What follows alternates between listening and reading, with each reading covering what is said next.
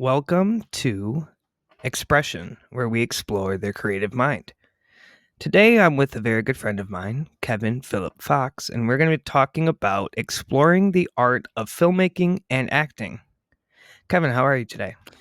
Dude, I'm fantastic, Anthony. I'm really glad you asked me to be on this show.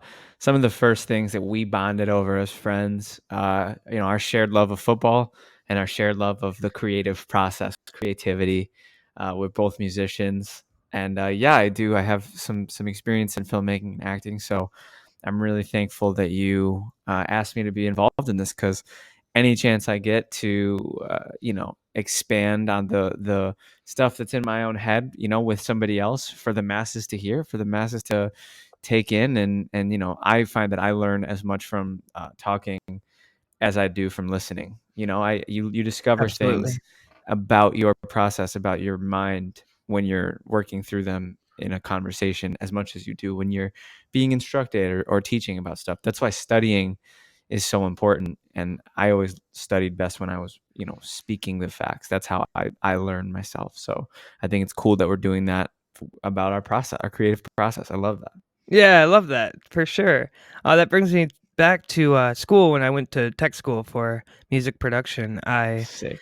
When we were studying, my brother and I would read questions to each other and answer them out loud. And that was a very good way of studying because we were verbalizing the answers Literally. and Yeah. we were really digging into it. So Yeah, I I get ended into it up, all the time. I get into it all the time with people that in my day to day life when they'll say, "Oh, how did you not remember? I told you 3 times," and I'll be like, "If you didn't hear me say it back, there's a chance yeah, I didn't process it." Like literally, that's how I process things verbally. Like I've been trying to learn different languages, and I the only language other than English and American Sign Language that I've ever learned was Spanish, and it's because and I know very little Spanish, but I only know it because the people at my job, the restaurant that we worked at together, that's what they mostly speak. So in order to speak with them, I had to start speaking Spanish. Like I had to learn. So absolutely. uh, and I only retain it because I say it, and so others like I tried Duolingo to learn French, and it was just not it, man. I needed to actually say the words. Duolingo just, you hear it and then you pick the right word on the app. It's not for me. I'm a verbal learner, so I appreciate you highlighting that. I'm glad there's other people like me out there. Oh yeah, there absolutely is, and I feel like it might have something to do with how our brains work. I mean, we are creative, so Yeah. we are, I guess, what you could say, just a little bit different. So I Very wouldn't have it true. any other way. It's very So true. to jump Same. into filmmaking and acting, Kevin, how did you first get interested in filmmaking and acting, and what led you to pursue a career in these fields? Oh, that's so fun, man. Yeah, so I kind of always had an acumen for entertaining, when I was a child, in family settings. I always found myself gravitating towards, the entertainer role at a party. I would, from, age 2, 3 on, I found myself, trying to rally a crowd who would watch me do whatever I was doing, tell jokes, sing a song, make fart noises with my armpit. Like, I would always be looking for a crowd. And then starting in middle school, I was finally able to channel it because they had the school play. It was the first time I was exposed to live theater. I saw it in elementary school because my sister did it. She's a little older than me. And I was like, that looks like fun. When I'm that age, I'm going to do that. And then, yeah, I started in sixth grade. And then pretty much from sixth grade until after I graduated college, there was never a time when I didn't have my next role lined up. So I kind of learned that as like my norm, my resting state was like I had a role that I was prepping for in a couple weeks, and then the minute that ended, I had my next one lined up. It was the summer camp. When it wasn't the summer camp, it was the fall play. When it wasn't the fall play, it was the drama club. When it wasn't the drama club, it was the spring play. When it wasn't the spring play, it was I was getting ready for the summer play. It was Yeah. just an awesome cycle, but to be honest with you, bro, it was a little bit of a vicious cycle, and I think that's one of the ways in which theater is can be a little toxic is that it very much promotes grind culture. It very much promotes if you don't wake up at, X amount of time and spend this much time learning your lines and spend this much time practicing your choreo, and if you're not in the theater 7 days a week, do you really care about it? La la la, keeping you till midnight, 1 a.m. And look, I wouldn't trade those nights for anything. I would, if I could go back just to experience them again, I would. It's life changing stuff, but it's also very exhausting. But yes, so that's to answer your relatively short question, very long. Yeah, it was middle school, and then doing plays, and then freshman year of college, I actually wanted to be in sports broadcasting, believe it or not, and I tried out for the play just for fun. And the faculty was kind of like, because I went to an art school, and the faculty was like, "Yeah, you're an actor, bud. Sorry."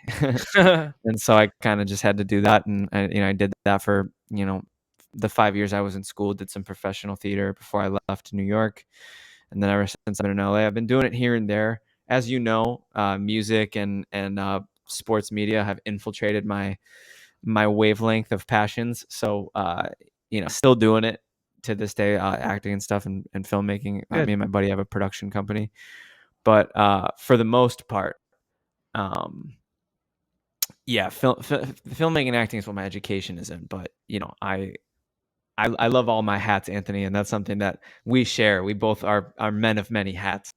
So Yeah. it's cool to get to talk to you about this, and tell you a little bit about that. But yeah, that's how it all started for me.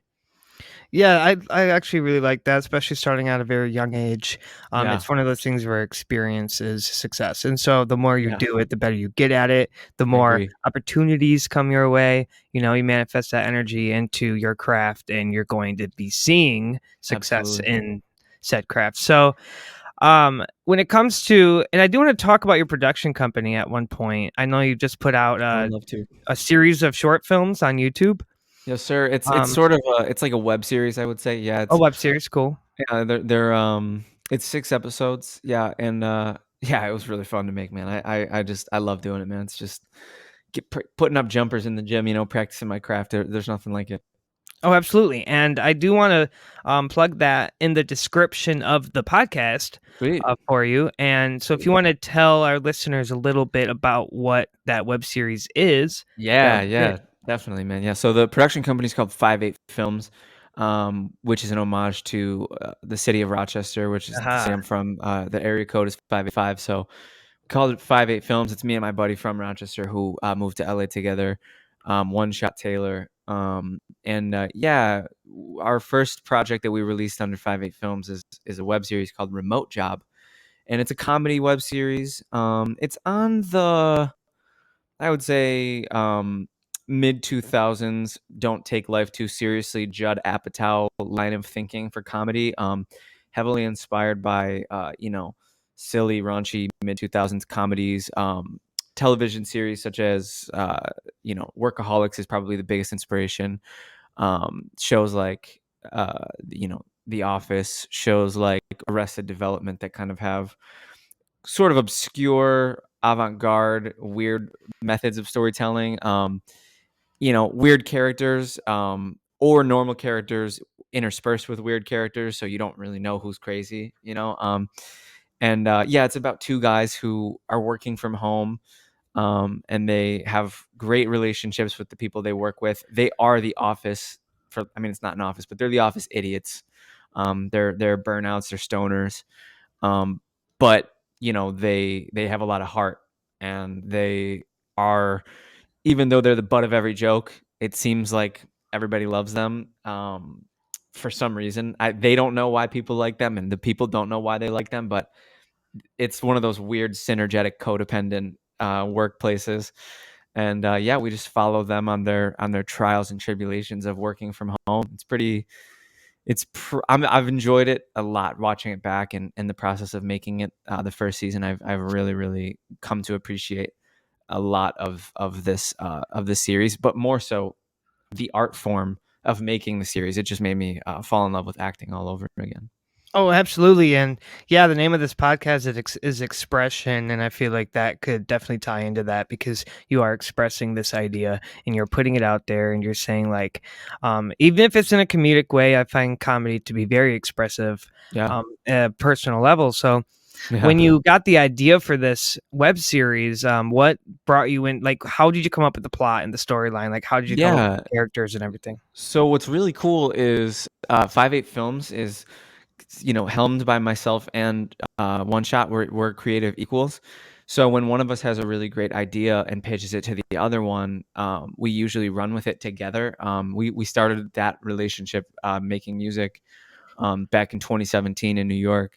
And we've kind of kept along that path now with filmmaking, because he used to be primarily a music producer and now he wants to produce television and film series. So I he came to me with the idea for a remote job actually, and I kind of was like the support. I was instrumental in the development and the casting of it, and a lot of the writing, but he was instrumental in the creation of it. Like that was his brainchild. So you'd have to ask him. I would love to give you his information to have him on the show for how he came up with it. My guess is his favorite show is Workaholics. And he Okay. loves Arrested Development, and this show is kind of a weird love child of those shows. Personally, myself, when it comes to remote job, my influences were I brought my own sort of love for absurdism. There's definitely a lot of absurdity in it. Again, my own appreciation for mid 2000s comedy. I think 03, 04 to like early 2010s, like maybe 2012. That's the golden age of comedy for myself. My favorites being like Super Bad, Hot Rod. Yeah. These films where the plots are so absurd and the people are so their goals are so, we know that they're menial and they're ridiculous as audience members, but to that the world that they're in, the stakes are so high that they really care so much about everything that they're doing. So I think that's a fun dynamic. So remote job kind of plays with that. We wanted to make sure that there were no actual stakes. Like nothing was actually on the line. Everybody was mostly just messing around and mostly just the characters believe in the stakes, and if the characters don't believe in the stakes, the audience won't believe in the stakes. So when we're filming, when I'm the character, when I'm Kyle, the stakes are real for me, and I care about everything that Kyle cares about. But I know, Kevin, that the stuff that these characters care about is very silly, and it's just kind of it's kind of inconsequential in real life, which I think is sort of cathartic about comedy, is that we can watch these characters put their blood, sweat, and tears into something that is relatively trivial, but we can just watch them and be like, "Oh, look at how much they care. It's so cute." But we're on the perch of like, we got real problems because we're real people, and that's kind of the beauty of comedy is you can talk about real problems, and some of our work will talk about real problems, but most of it we like the comedy where the stakes seem really high, but they're actually not. That's really my style of comedy myself. Yeah, and I love that because I feel like there's a lot of inspiration that's based on, like you said, mid 2000s comedy. You don't see that a lot because things do change throughout the years, and so not only are you using that as a foundation, but you're using ideas and you're doing your own thing with them. You're painting a picture with a foundation. And I Yeah, think that putting your own spin on it, kind of adding your own kind of vibe to it, kind of saying, this is mine, this is original, but it has inspiration. And I think that's really important. it's so interesting you say that, Anthony, because as a creative person, and this expands to my music as well, I've always felt very comfortable borrowing from my influences, to the point where I include interpolations frequently of popular artists or artists that I find to be inspirational in my music, and in film as well. I'm not afraid to borrow a line or a bit from a show, because people reference shows. So Yeah. characters, why wouldn't characters reference shows? So, I assume a lot of my characters will watch the same stuff that I watch, and have the same kind of taste that I have. Specific characters, some obviously not even a little bit, but I think it's interesting because you brought up inspiration and borrowing inspiration from like other forms of media or other artists. And it's funny because in my past I've done that, where I thought I want to make something in the style of this, and I would set out to do that, but the things that were inherently individualistic about me would just bleed through so much that even if I tried copying an artist, like literally copying. I don't do that. Yeah. I obviously that's not my style, but if I Of tried to course. copy somebody's style because of just, I guess, maybe the sheer volume of my individuality, it it wouldn't it still wouldn't feel like something of anybody else's. Most people with most of my work say things like, "That's very you." And I'm like, "Oh, I guess I have a style. I guess I have a clear voice, or a clear, something that's like recognizable, or something that's very signature about my work, or about my perspective on life." And I always take it as a compliment. There is part of me that's like, I wonder what it is that's different about me than other artists, Yeah. but I like I said, I do choose to take it as a compliment, because I mean, that should be the goal, right? To be ourselves, to be the most actualized, best version of ourselves. Self improvement should be at the forefront of our lives every single day. And that's one thing that I'm happy to be on this show to say, is that, like, I can say, like, I'm so far from perfect, and every single person is. And I kind of want to not necessarily embrace my imperfections. I mean, that's a good philosophy too, but also any area in which I have room to grow in, I hope and pray that I can do that. I hope and pray that I can identify that in myself, and improve. Of course, yeah, and there's that saying that every modern story is a spin-off of Shakespeare. Yeah, And that's so true. it's kind of true. So You look true. into these stories, these plots, and it's like, okay, Shakespeare did something sort of like that. But that's because good writing is good writing. Yeah. And I think that good inspiration is good for you. I mean, you don't always have to be 100% original. Be 99%, take that Right. 1% as an inspiration. It could be the writing style, it could be the camera angles from like Right. there's a broad spectrum. If you tried to make something from scratch in 2023, I mean, you could either create a brand new genre or you could create the silliest thing that's ever Yeah. touched the screen. Nobody in the history of life has not seen a single thing. Like, and if you didn't know what the thing was, how would you know what you wanted to make? Right? Yeah, So absolutely. inspiration is so important. And yeah, I think that people who shame people who borrow from their inspirations, or wear their influences on their sleeve, I think those people are probably just insecure about themselves, and insecure about their relationship to their influences, because maybe that's what they say to themselves. But I don't know myself, Anthony, and I'm pretty confident you would agree with me. It's very okay to be inspired. I mean, that's what life is for. That's what our surroundings are for. What is all this if not inspiration? Oh yeah, absolutely. And when it comes to that as well, like you're not going to find a musician who doesn't listen to music. You're not going to find a Right. director who doesn't watch movies. You're not going to Yeah. find a writer who doesn't read. And Yeah. so we're taking in all Yeah. of this information that is going to inevitably inspire us.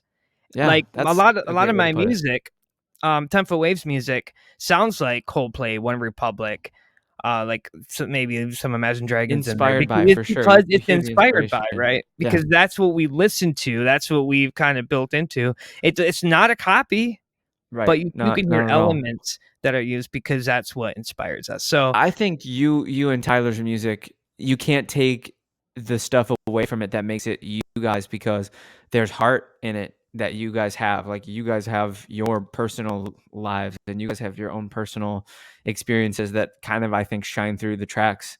Um and I think the same thing about your voices. You guys have such unique voices, and even though you're twins, you guys are very different vocally. Like, I think Tyler yeah, has a little bit more of a tenor timbre. His voice is a little, I would say, higher, and I think your voice is a little more deeper, and maybe a little more rich. And there's nothing, like, they're both fantastic voices, and they complement each other so well. But yeah, I mean, it doesn't matter. Like I said, if you set out to make something that sounded like Coldplay or One Republic or Imagine Dragons, is the one I go to, or that. And also, what's the guy who does Saturday Sun? Vance Joy. Vance Joseph is Very a Vance. coordinator. Yeah. Vance Joy, yes. Saturday Sun, very, very. Yeah, I hear a lot of that stuff. And I remember I texted you guys. I might have texted you both, or it might have just been Tyler, and I said, like, your guys' work reminds me of him, and he was like, "That's a huge compliment. I love him, Yeah, so thank you." absolutely. So it's pretty interesting. It's a pretty And interesting. Well, I like that you said that because I feel like personality is the line that separates Definitely. originality and plagiarism. So, and That's um, it. I mean, I never think I mean, unless you're copying their song, at which point you can literally just call it a freaking cover. right. Oh, I mean, absolutely. Yeah. like, unless you're I mean, if you're borrowing their melody unintentionally, I mean, that does happen too. I mean, you hear melodies all the time, you get a good idea for a melody, and you're like, "Damn, that's a good melody. I can't believe it's never been used before." Chances are it probably has. You It's know, and the worst feeling. It really is. there's nothing wrong with that. Like, I mean, I personally, like, I'm a big believer in, like, a subtle melodic interpolation here and there, if tasteful, and if not, sort of if you're expanding on the success of the original, that's great. But if you're ripping the success of the original, that's unfortunate. I don't think most sincere artists would ever do that No. intentionally. I think Um, most sincere artists, they probably either fall into an interpolation, or like they don't realize they're doing it, or they go the route that I choose to go very often. They want to pay tribute to and homage to the artist and the melody yeah. that inspired them to make the song, so they throw it in there. There was just the case with Ed Sheeran where he got sued Yeah. for copying Marvin Gaye, and he said, like, that's a 4 chord progression. We sat down, I had my guitar, and we just started playing. It sounded good, so we wrote a song with it. Like, there was no intent there to copy anything. But because there's so much music out and so much good sounding music and so many great artists, Yeah. being it's you're gonna come across that sometimes. That doesn't mean it's copied. I mean, that wasn't even an inspiration either. He said it didn't even Marvin Gaye didn't even cross his mind. If Yeah, it was it's an a really inspiration, maybe you're kind of treading some rough waters. But yeah, it's a really slippery slope, and to be honest with you, bro, I personally believe that in today's day and age, everybody will think everything is something else. That's just the way people are now. And that's okay. There's nothing wrong with that. I've never once shown my work to somebody who had never heard it and not had them say, "You kind of remind me of XYZ," because absolutely happens to me all the they just time. want to Yeah, put it in, they just want to, everybody has a box, and it's not a bad thing. I do it to other people too, because we're all filtering things through our own schema. We're all filtering things through our own personal perspective. So there's nothing wrong with it. It's just something that people do that's comforting to them, is to find what it reminds them of, what it is to them. And so, it's a pretty interesting discussion. I do want to go back to something we talked about earlier, which is inspiration, right? And we talked about it in terms of my filmmaking, my web series. I'll say this, Anthony. I don't know about you. This is maybe a question for you. Let the guest turn it on the host. Do you ever find yourself like setting out to make a certain style of work, so you limit what kind of art you take in to the stuff that inspires you to make that absolutely. style of a thing? Like, you'll set out to make, like, for example, this Kid Lavender album that I've been working on for years now, which is insane to even say. I've spent so much time listening to specific artists that the feeling that they invoked in me is the feeling I want the Kid Lavender to invoke in listeners. So I'm listening to the why and the how, and I'm trying to channel it. And I always compare myself to like a mad scientist in a lab in a trench coat, and I got my test tubes and my vials, and I'm just squeezing different little tiny samples, in each little vial, and I'm just testing the mix and testing the yada yada. And you know, eventually, which, for me recently, I finished the album finally. That's kind of how it feels. It's like you finally get to that point where you're like, this is the right combination. Oh yeah. Um, there have been times too where I will hold back and I'll be like, okay, this is kind of, starting to sound like something that I've heard. So maybe I should take this out or add something that isn't in that.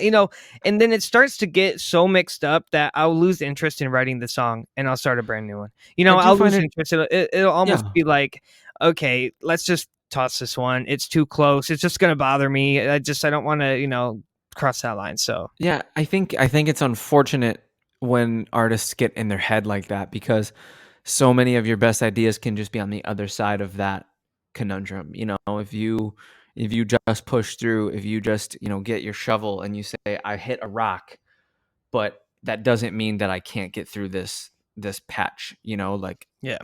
and sometimes that rock is there for a reason, and you're meant to hit that rock. You're meant to say, I'm not meant to go past this rock, and that's okay. And that's seems like you have a good filter for that. It seems like you Yeah. know when it's worth it to try to find another route and when it's worth it to say, I'll come back. I do have a funny story regarding that. I sat down one night and I started writing a song, and I played a whole piano part, wrote some lyrics. I was ready to lay it down, and I'm recording the piano part onto Pro Tools, and I'm like, this sounds like something. Trying to figure out what it is. I keep playing it. I'm like, this sounds so familiar, like almost too familiar. So I go to my SoundCloud. It was a song I wrote 4 years ago. That's so A funny, dude. song that I had written, and I thought it was like a song that already exists. I'm like, okay, this is my song. I could totally use this. That's beautiful. Yeah, and that's the thing, dude. I don't know if this ever happens to you, but do you ever have an idea that you really like, and then at the time it's just not really hitting for you? You're not really getting through like I said, it's one of those rocks. And then maybe you rediscover it years later and you're like, I should flesh this out. I'm a lot better Yes. than I was now. I've grown a lot as a writer. I've grown a lot as a producer. And you reshape it, reform the idea, and then boom, you have an entirely new product. You have an entirely new expression, and that's the thing it was meant to be all along. Sometimes the rocks are meant to be there to save it for when you're ready. Oh, absolutely. Yeah. And I've written over 450 songs, probably It's around that awesome. number with Tyler. And a lot of those songs just collect dust on the hard drive. I call it digital dust. It collects ones It and does zeros in happen. dust form. And Yep. I'll go back sometimes and I'll listen. I'll be like, this is so bad. And then there's just there's that Same. hidden I have gem. the same moment with my own stuff, so I feel that. Like, the production quality of my music 4 years ago is not even close to the point it is now. And I just feel like every single song I write, I get better and I get better and I get That's better. So it's exactly really hard right. to go back. Yeah. But no matter what the production quality is, I'll hear a melody that will sound so good that I'll play it and I'll Yeah. place it in a new song. I'll be like, okay, I like this melody I wrote 5.5 years ago. Let's use it. And so Yeah. I don't really take songs from before because I feel like I've gotten a lot better as a songwriter, but I Right. do sometimes try to scrape some ideas from the bottom of the barrel. Absolutely, dude. And I do the same thing with I do the same thing with like verses. Like if there's like one line in a verse that I really like, I'll be like, oh, I'll use that line and I'll start the new phrase based on that line. That line will be the jumping off point, and sometimes, I've worked with so many producers, man, and you're one of them, man. We've cooked up tunes together. Absolutely. And I'll just text my homies like, years later, I'll just be like, man, this song was such a banger. Like even if it doesn't come out, like I'll be like, man, I love that song. Like I'm so glad we Yeah. made that. And I got so much appreciation for even just the process of making it. And I know that on the other side of all those relationships, I hope every producer I've ever worked with, I hope there's more. I hope there's more to come on the Of other side of course. that Yeah. horizon. And I think that collaboration is essential in Hell creating yeah. music. I think that it just having multiple ideas merging together into one. That's why like 10 Foot Waves is good because Tyler and I will have ideas and we'll put those ideas together and there we have a song. Yeah, I mean, Yeah. I have written songs by myself. He has written songs by himself. But when we come together and put those ideas together, that's where we get that music that we really like, and then when we put it out, we'd be like, hey, I really like this song, it means a lot to me. Tyler and I made it. Like it's amazing because it's multiple ideas put together. I do want to Hell yeah. dig deeper on collaboration eventually, but Me I do too. want to do an episode in the future when you get close to releasing your album. Hell um yeah. Kid d- Lavender. yeah, definitely want to do a full Album's episode called on that, and we'll Seasons. have Tyler Yeah. come in on that one. Very So excited. I think Very that'll be a lot excited. of fun. We could plug it, maybe Hell play yeah. some clips from it. So Oh, hell I'm yeah. excited for that. As soon as you told me you have an album coming out, I'm like, oh, that's fantastic because we do too. And Ha, so let's I'm go, really dude. Yeah. excited Can't about wait that. to So listen. yeah, definitely talk about that in the future. Yeah, Um, man. th- so I'm glad we went down that rabbit hole Me because we're too. both musicians and songwriters. So Yeah, it's so that's fun. something It's so that fun. we kind of bond over. So that's really cool. Absolutely. Always have. Always have. So what advice would you give to aspiring filmmakers and actors who are starting out their careers, or in this case now, songwriters? Or Yeah. Oh, dude, I'm so glad you asked. I have so much, but I mean, I think the most important thing is trust your intuition. Learn to identify what it is about your journey that you care about the most, your why, and try really hard to make every single waking moment of your life in service of your why. And it sounds a little cliche, but it's really easy to get lost in the shuffle. I got lost in the shuffle so many times over the years, and I still get lost in some shuffles. I mean, not so much nowadays. I mean, I'll in 5 years I'll look back at now and I'll be like, yeah, I was lost in the shuffle. But just because that's humans, we're just always constantly evolving and growing. But I'll say this. When it comes to acting and filmmaking in the business, learn how to make the business. Learn how to not pursue the industry. Learn how to make the industry pursue you. Um, I had Absolutely. to I had to recently learn that like the acting business and like filmmaking and television and all that Hollywood, it's pretty ugly, man. It's pretty gross stuff. And I had to get close to the fire to realize that it wasn't for me. And ever since I've pulled all of my creative control and all of my personal projects to the forefront of what I do, I'm so much happier. I'm so much more fulfilled. That's that. And then also um do what it is that makes you feel like a kid.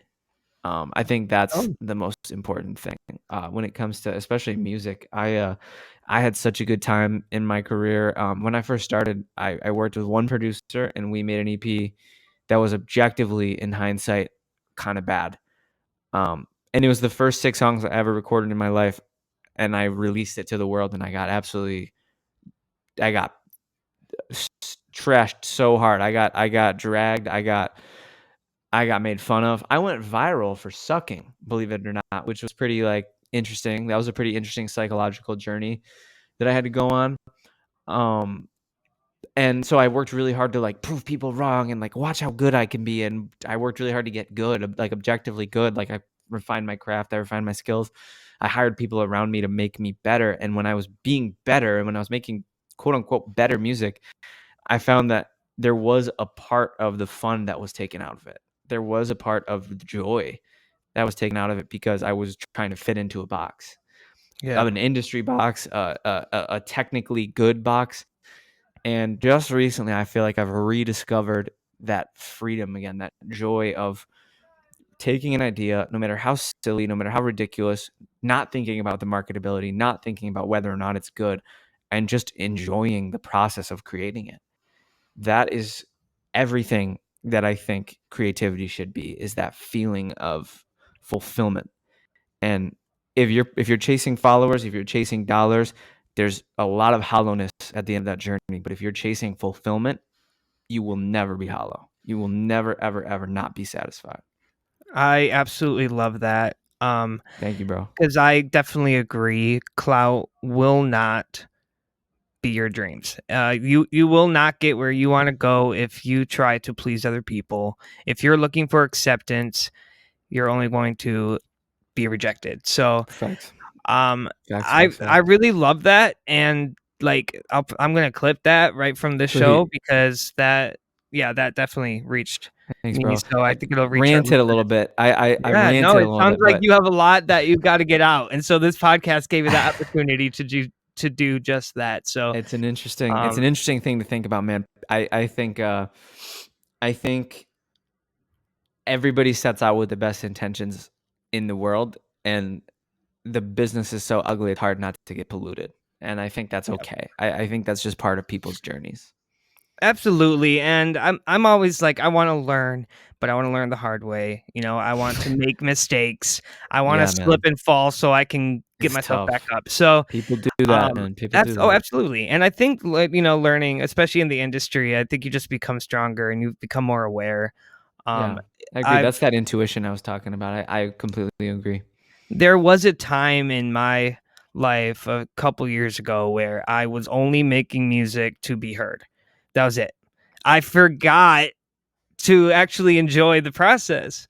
There's nothing wrong with Lately, that, bro. It happens. it does. I I don't think it judge you happens at to the all. best of us. It does. It's very Um, human, you know. I mean, these things, these alleyways that have these seemingly pots of gold at the end of the rainbow. How do you not chase it? Like if that's what you think you want, if that's what your brain and your heart desire, then how do you tell yourself not to? I mean, that's what learning is. That's what taking your lumps and going down those rabbit holes is just it's it's Kid Icarus. You know, if you fly too close to the sun, you're gonna get burned, and then hopefully the fall doesn't kill you.